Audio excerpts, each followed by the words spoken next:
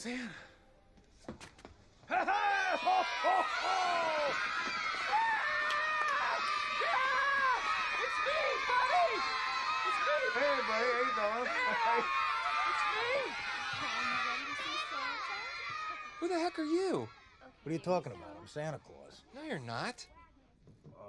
Why, of course I am. Well, if you're Santa, what song did I sing for you on your birthday this year? Happy birthday, of course. So, how old are you, son?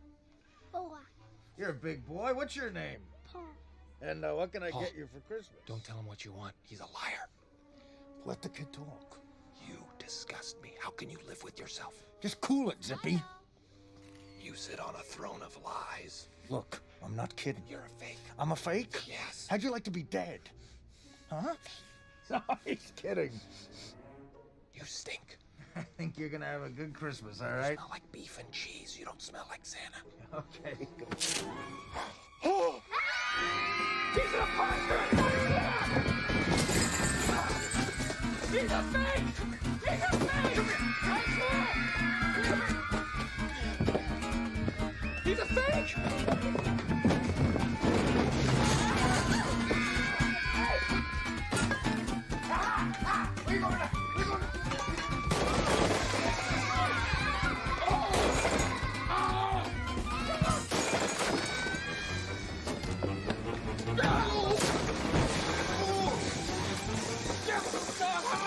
He's not Santa Claus! He's not Santa! In a world overflowing with movies, we need a hero. Someone to separate the bad from the good. Sounds like a job. Verbal diorama. She watches all the movies, from comedy to drama. From the top rolls sound, and don't forget the action. She'll watch until the end, and then she'll give you her reaction. Movies you know, movies you don't. Prequels, sequels, remakes, and trivia and outtake. Movies you know, movies you don't. Interesting stories, all the categories. Hi everyone, I'm Emma. Welcome to Verbal Diorama episode 281, Elf.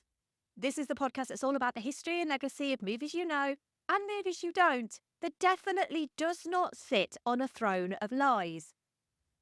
As always, a huge hi and welcome to Verbal Diorama. Whether you're a brand new listener to this podcast, whether you're coming back as a regular returning listener or an irregular returning listener, thank you for being here. Thank you for choosing to listen to this podcast.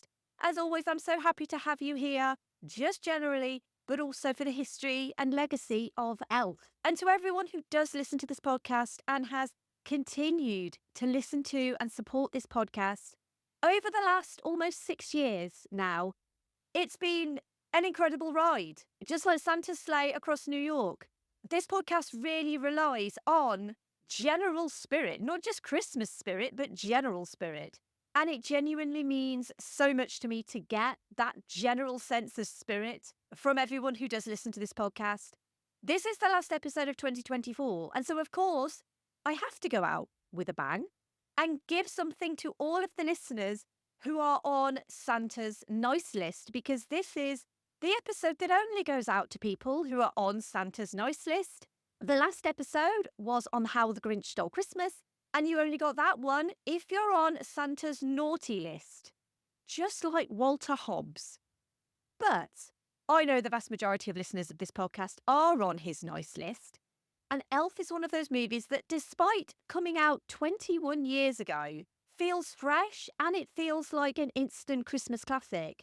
I know a lot of people who are big fans of this movie, and it's about time it came to Verbal Diorama. Like Buddy, I love Christmas. Maybe not quite as much as Buddy does. I also love smiling. It's my favourite. But really the best way to spread Christmas cheer is singing loud for all to hear and making a podcast about it. So here's the trailer for Elf. No human being has ever set foot in Santa's workshop. That is, until Buddy. I hear you're going on a journey to the big city. Can't wait to see my dad. This might be the opportunity to find out who you really are. Bye, buddy. Hope you find your dad. Thanks, Mr. Narwhal. Papa says New York is pretty different. Sorry! Looks like a Christmas tree. Sorry I can't ride with you the rest of the way up. Well, have a good time. Oh, I forgot to give you a hug. Dad! You look like you came from the North Pole. That's exactly where I came from. You have another son. You like sugar, huh? Is there sugar and syrup? Yes. Then yes. We can't leave him alone. He's gonna destroy the place. Son of a nutcracker! These guys are bad news. Snowball. Where did you say you were from? Fruit spray?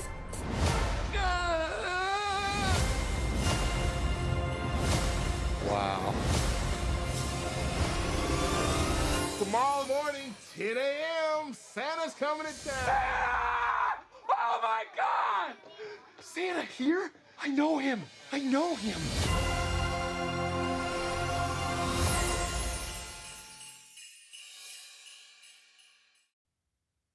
One Christmas Eve, a long time ago, a baby crawled into Santa's bag of toys.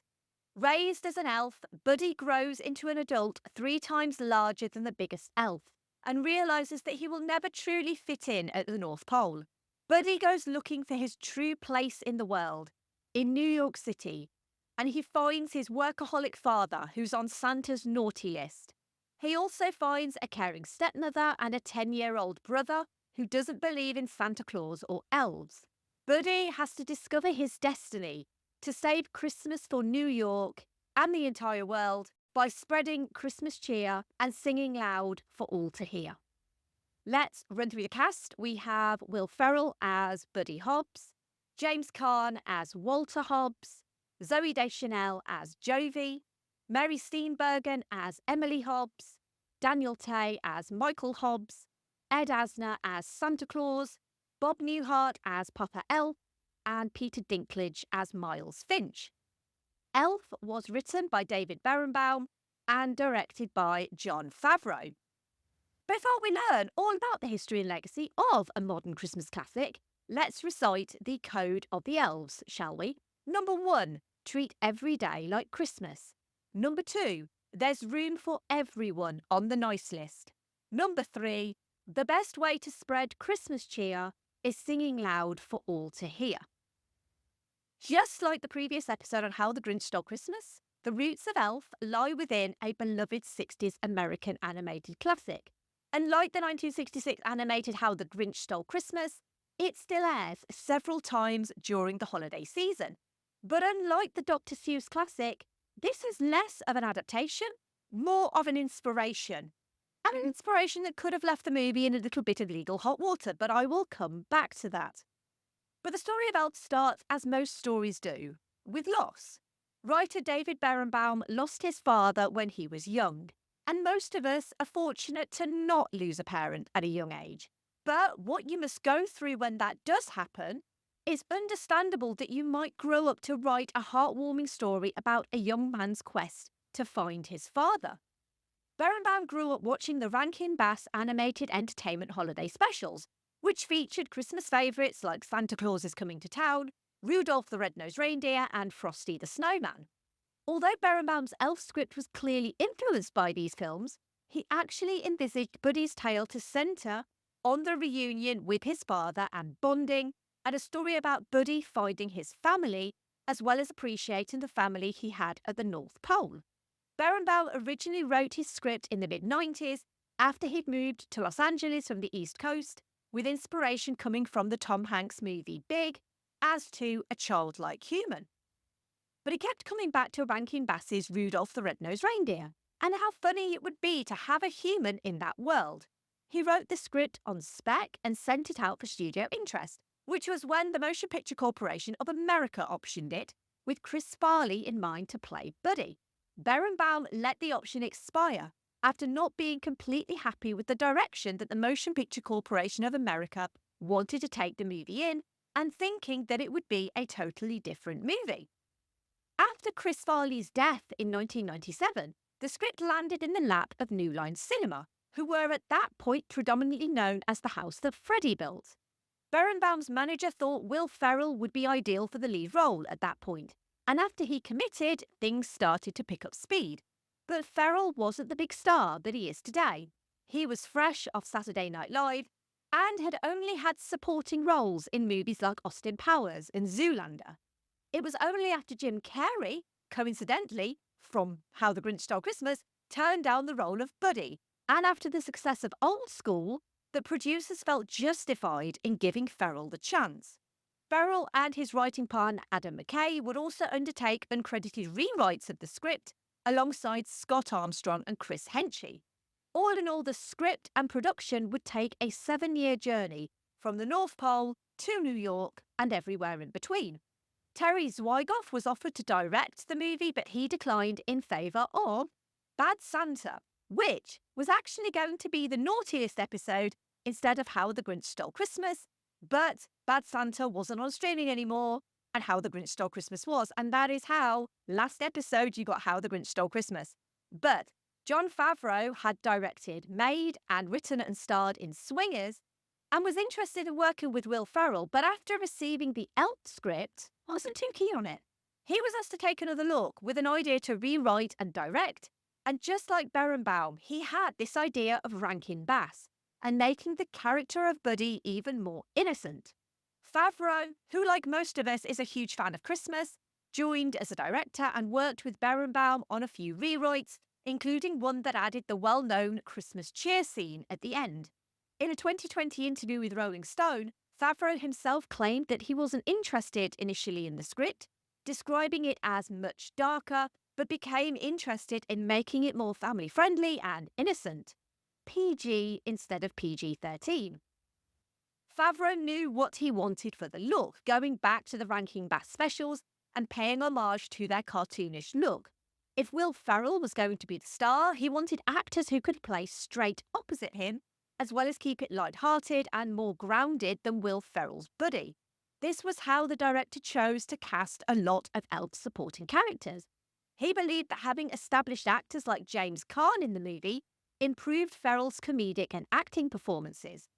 Caan himself wasn't originally too taken with the role of Buddy's father Walter, and wanted to play it more like comedian George Burns than his famous role of Sonny Corleone in The Godfather. But Caan ended up relishing the role of Walter Hobbs, often cracking up on camera at Ferrell's antics, and when he had to shout at Buddy, Favreau had to remind him that he played Sonny effing Corleone, although he didn't say effing.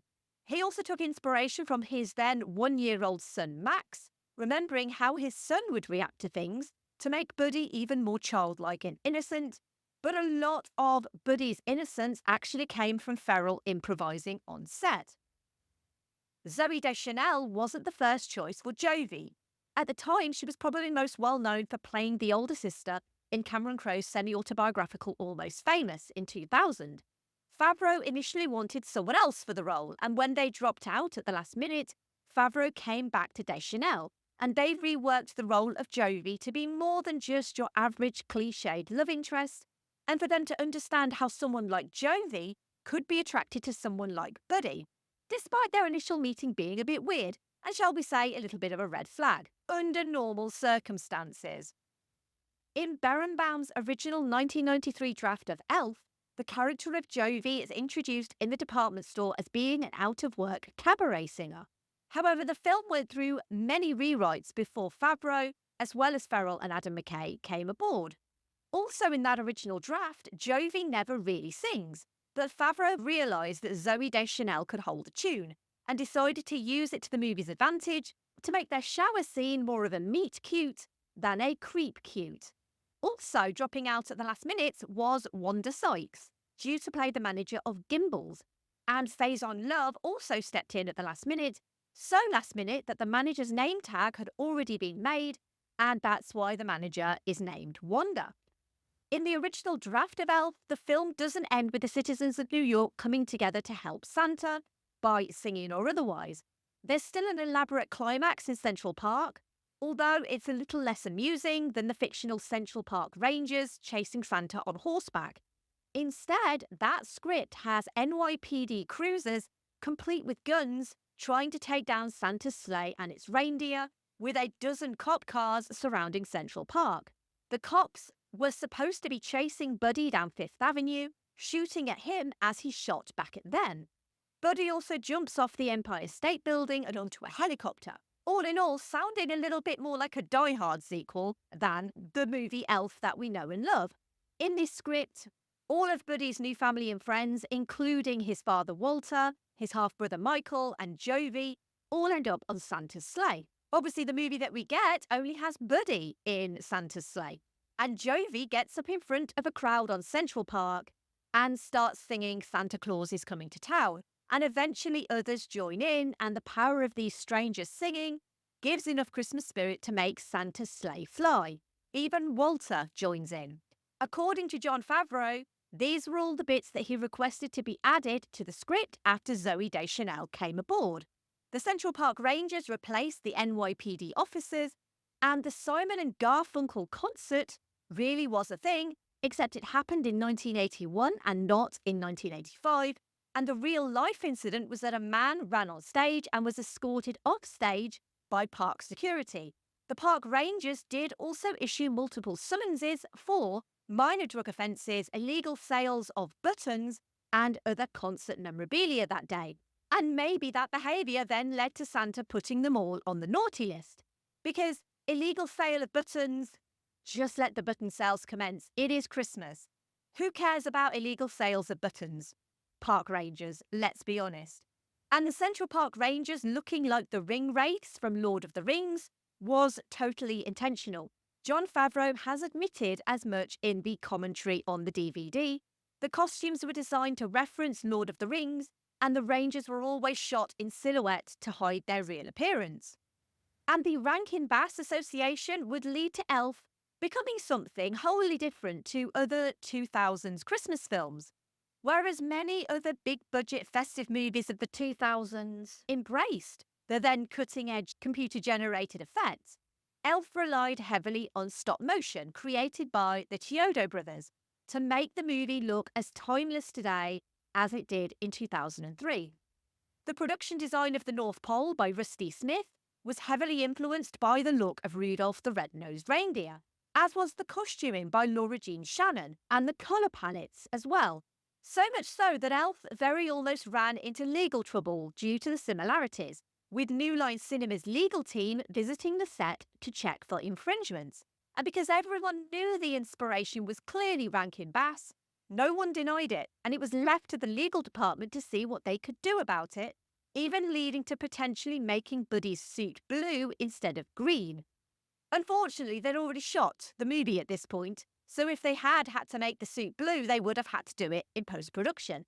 But luckily that didn't have to happen, and the production was cleared of any sort of legal infringement. Making the 6'3" Buddy appear noticeably bigger than the elves in Santa's workshop was another visual effects challenge. Because in order to make actors like Bob Newhart and the other actors playing the elves appear elf-like without the use of CGI, director Jon Favreau insisted on producing an optical illusion by using forced perspective, giving the impression that Ferrell was much taller than the other people in the room and that everyone else was much smaller. To create the illusion that his character was half as large as Buddy's, Bob Newhart had to film every scene while standing a few feet behind Will Ferrell. For Buddy to sit on Papa Elf's legs, he was actually sitting on the legs of a small child, which was supported so that he wasn't squishing a small child's legs, with Bob Newhart actually sitting far, far behind. The tree on fire in the early moments of the movie is also done with forced perspective. The top half of the tree is a miniature in the foreground. The bottom half is roughly 40 feet away from the camera. The edges were then blended to make it appear as if it's all one tree. Jon Favreau felt it important to use the old techniques rather than CGI, because he felt that these techniques gave the film a feeling of nostalgia, like the old Christmas TV specials, like the Rankin Bass specials that he grew up on. One of the films he compares the technique to is, unsurprisingly, The Lord of the Rings, which, just like Elf, are New Line Cinema films. The Lord of the Rings also used forced perspective to make Gandalf appear really tall and to make the hobbits appear really small. Many of the sets at Elf were built twice, once much larger for the actors playing the elves, and again slightly smaller for the actors playing normal-sized actors. In the scene where Ed Asner as Santa addresses his elves, he's standing on a platform on a smaller version of the set. The elves were standing on another platform far behind him, and lighting is used to blend the two images together. The stop-motion characters were done using 2-frame stop-motion. Every time the puppet would be moved, the character would be shot twice to give it a choppy movement and the feeling of how they looked in the Rankin Bass specials. All of the stop-motion was done by the Chiodo brothers, 3 brothers who still do stop-motion animation. And all of those characters would probably have been done with CGI if this movie was made today.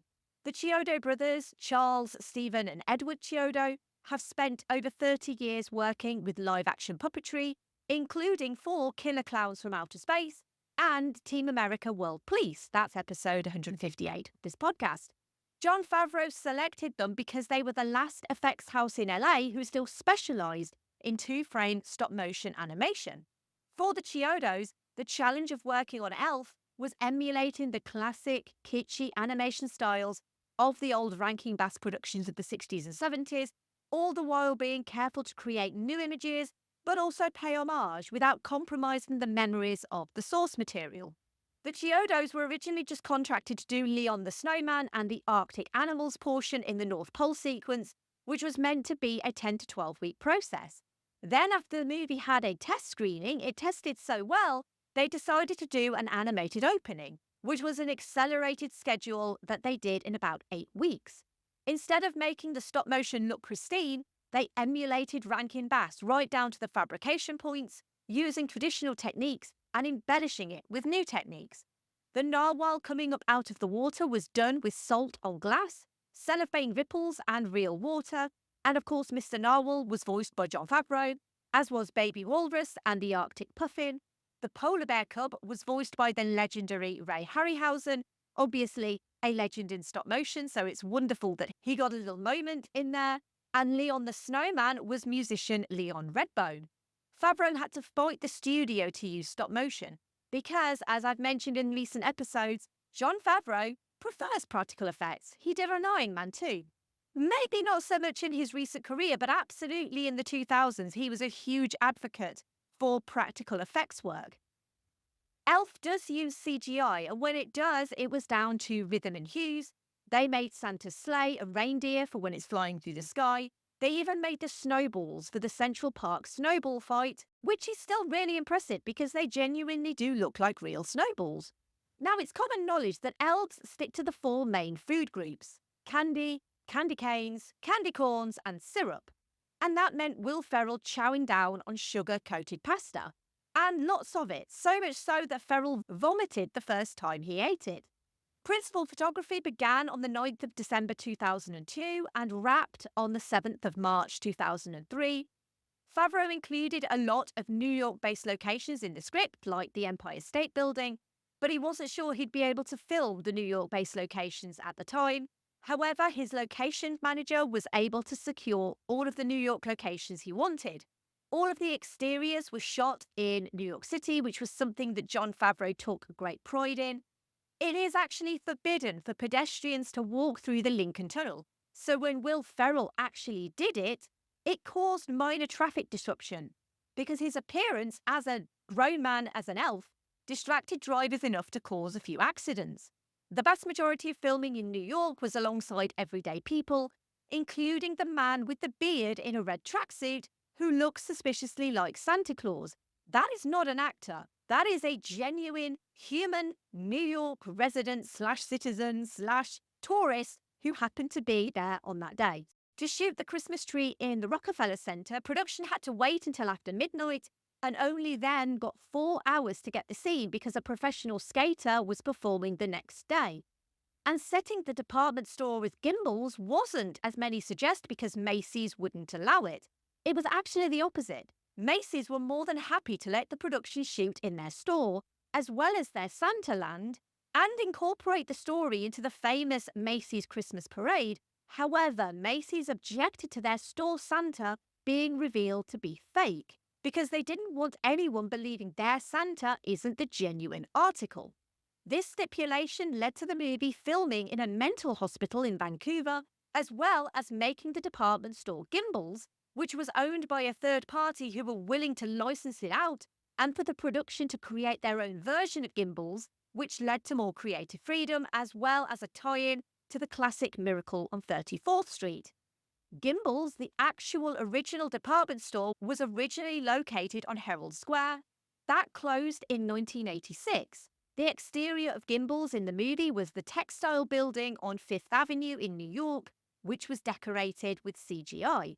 As well as Gimbals, Walter's apartment, the book publishers, the mailroom, and the jail cell were all built within the same abandoned mental hospital in Vancouver, which is also the same hospital where New Line shot Freddy vs. Jason, because we have to have some sort of Freddy Krueger link, because New Line, the house that Freddy built. And the late, great James Caan really did enjoy his time on this movie. He actually did play the piano in the film's final moments. He was messing around on the piano between shots, and Jon Favreau decided to film it and also decided to keep it as part of the final scenes. And luckily, Auld Lang Syne is a song in the public domain, so for once on this movie, the New Line legal team could rest easy. And speaking of resting easy, segue into the obligatory Keanu reference for this episode. Now, this is a part of the podcast where I try and link the movie that I'm featuring with Keanu Reeves, and you'd be surprised how difficult it is to link every single movie that I feature on this podcast, pretty much, to Keanu Reeves. However, I have a genius way to link Keanu Reeves to the movie Elf, because you've heard of Elf on a Shelf, right? But have you heard of Keanu Reeves on some leaves? There we go. I'm going to leave that one with you. So the score was composed by John Debney, and the soundtrack includes Christmas classics like Sleigh Ride by Ella Fitzgerald, Santa Baby by Eartha Kitt, Winter Wonderland by Ray Charles, and Let It Snow, Let It Snow, Let It Snow by Lena Horne.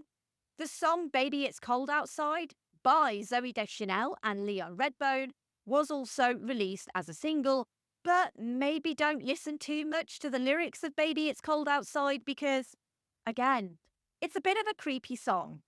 It's not really one of my Christmas favourites, shall we say. So, Elf was released on the 7th of November 2003, the same week as Love Actually in the US, and a week after The Matrix Revolutions. Now, unsurprisingly, The Matrix Revolutions was number 1. That would have been the better obligatory Keanu reference, would it not? It's literally just popped into my head. I should have used that, but I didn't. I went full Keanu Reeves on some leaves. That's the joy of the obligatory Keanu reference, by the way. Anyway, Elf had to settle for number 2 at the box office, but it continued to do well, and it stayed in the top 10 for 8 weeks. And the week of Christmas, Elf jumped up 42% week on week.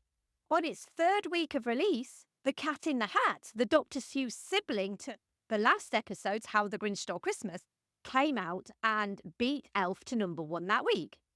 Also out that 3rd week was Bad Santa, the episode that How the Grinch Stole Christmas was going to be. Honestly, everything is linked to everything else in Hollywood. I guarantee there is always a link to something else. But Bad Santa actually only made it to number 10 that week. Basically what I'm saying is How the Grinch Stole Christmas was a better choice than Bad Santa was. Maybe I'll do Bad Santa at some point. But just on a bono, over here in the UK, the movie Elf was completely trounced by Love Actually. Love Actually was a huge hit here in the UK in 2003. Love Actually is a movie that I really do not like. I think I've mentioned this before. I think I mentioned it on the episode that I did on The Holiday, because I love The Holiday. I think The Holiday is the perfect Christmas rom-com. I adore it. I really do not like Love Actually. I realise as a British person, you're supposed to like Love Actually, but I really don't. I really genuinely don't like it. But back to Elf, because on its $33 million budget, Elf not only made that back in its first week with a little bit more, it also ended up grossing $173.4 million domestically in the US and $47 million internationally for a total worldwide gross of $220.4 million. And the movie has been re-released several times as well in 2018, 2019, 2020, 2021, and 2023. It was also on at my local cinema very recently as well. Elf has become the perennial modern classic Christmas movie. On Rotten Tomatoes, it has an 86% rating, with the consensus reading, "A movie full of Yuletide cheer. Elf is a spirited, good-natured family comedy, and it benefits greatly from Will Ferrell's funny and charming performance as one of Santa's biggest helpers." The studio, of course, wanted to make a sequel, and Will Ferrell was offered $29 million to become Buddy again. This was in 2014, but Ferrell turned it down. And he claimed that declining the offer wasn't difficult because all he needed to do was think about the negative reviews the film would receive. Jon Favreau has always shown interest in making a sequel, but the chances of making that sequel without Will Ferrell are pretty slim. What we have had instead, we had Elf the Musical, which debuted on Broadway in November 2010, directed by Casey Nicholaw with music by Matthew Sklar, lyrics by Chad Begulin, and a book by Bob Martin and Thomas Meehan. It ran until the 2nd of January 2011. We've also had Elf, Buddy's Musical Christmas, which is an hour-long stop-motion animated musical television special based on the film and the musical of the same name, which first aired on the 16th of December 2014. Ed Asner was the only cast member from the film to reprise his role, and the rest of the cast included Jim Parsons as Buddy, Mark Hamill as Walter Hobbs, Kate Micucci as Jovi, Rachel McFarlane as Emily Hobbs, Max Charles as Michael Hobbs, and Gilbert Gottfried as Mr. Greenaway, and it also features songs from the musical. When you think of classic Christmas family movies, there are a handful of regulars, or at least for me anyway. The Muppet Christmas Carol, Home Alone, It's a Wonderful Life, Die Hard. They all tend to be at the top of most people's Christmas movie watching list, and none of them came out after the year 2000. It's generally harder for modern movies to become classics, to replace the classics that hold that esteemed place of Christmas Day watching or Christmas Eve watching. Although, I argue that Klaus is getting there for me. That movie is a delight. It is so special. Please watch it. It's on Netflix. It's genuinely, I feel like Klaus is getting there to becoming one of those Christmas classics, or at least in my mind, because I think it's wonderful. But the fact that Elf, which is a zany comedy on a sugar high, has become this modern Christmas classic that rivals Home Alone is remarkable enough. Elf achieves this feat of being genuinely heartwarming and also hilarious, and the fact it appeals to audiences of all ages.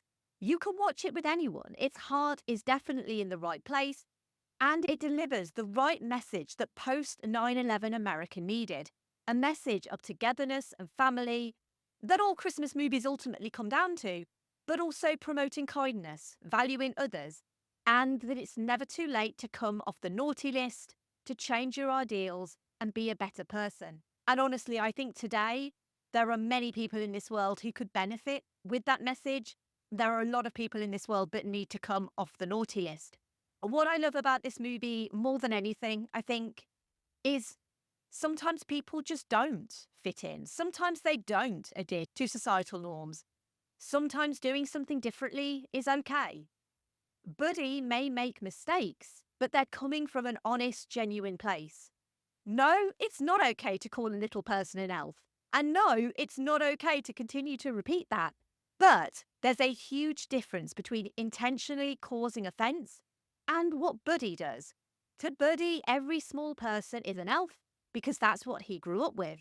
To him, calling an elf is normal. And Buddy's naturally optimistic and sunny behaviour is not the norm, but that doesn't mean we should go out of our way to stifle that positivity.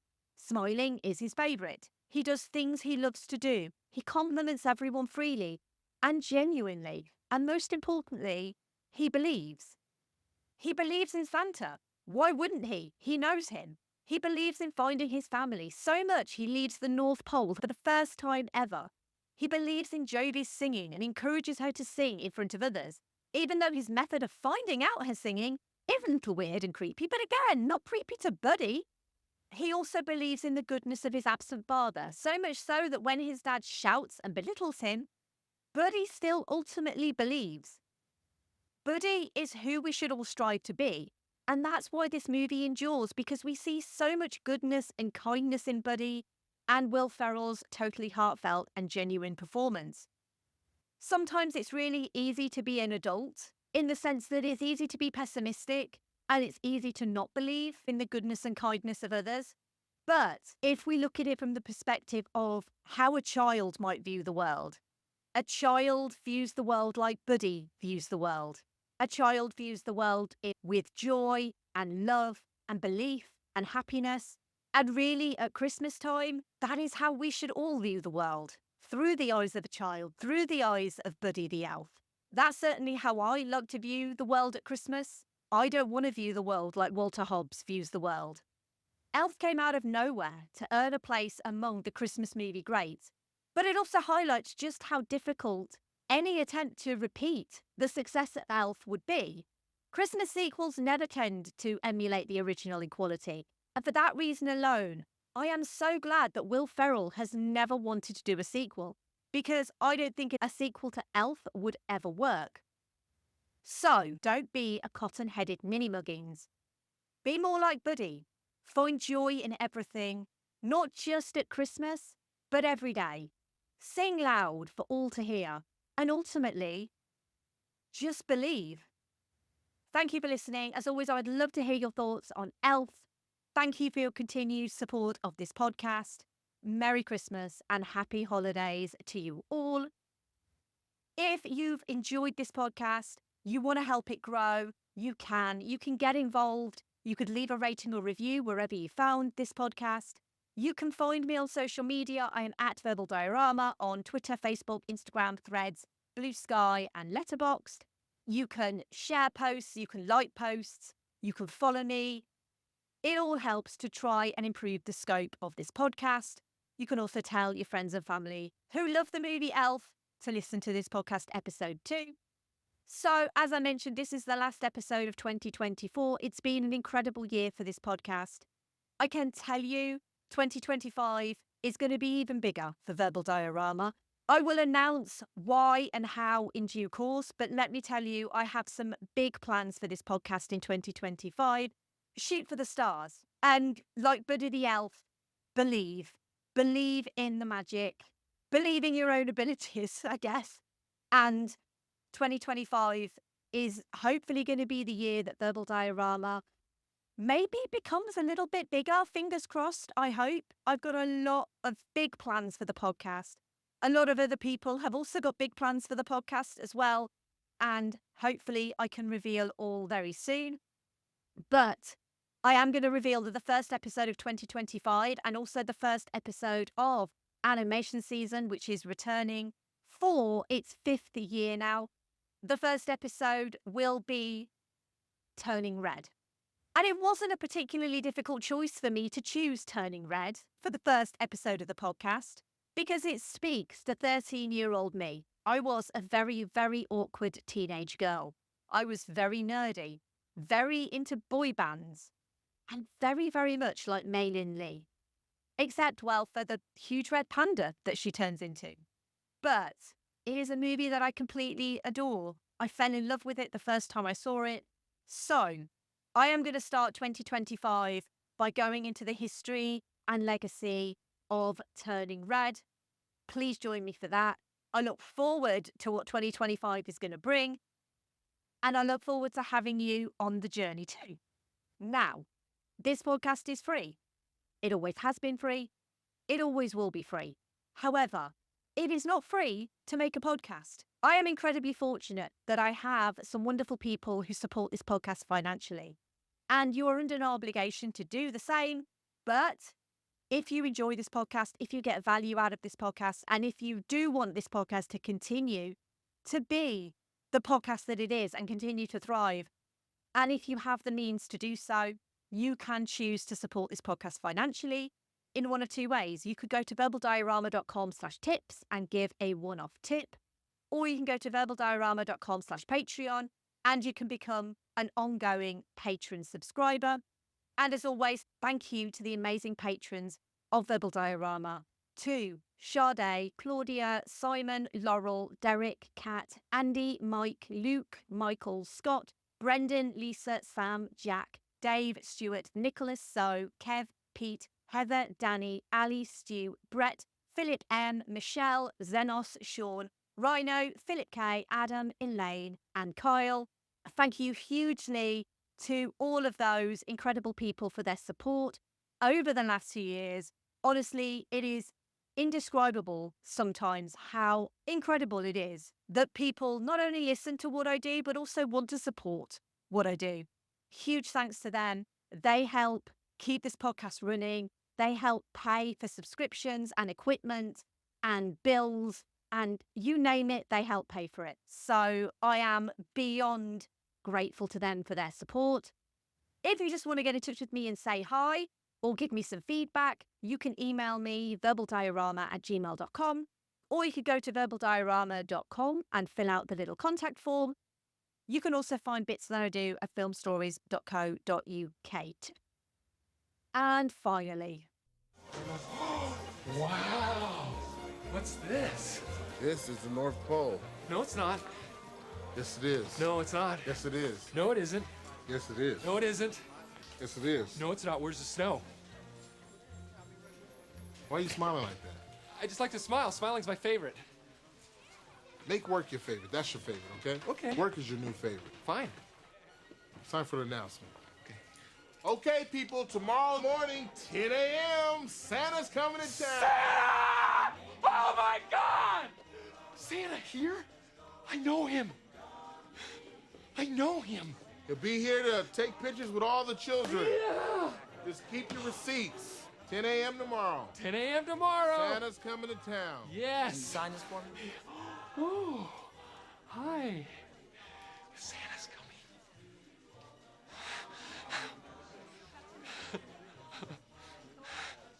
bye. Merry Christmas. Happy holidays. See you all in 2025. Movies you know, movies you don't.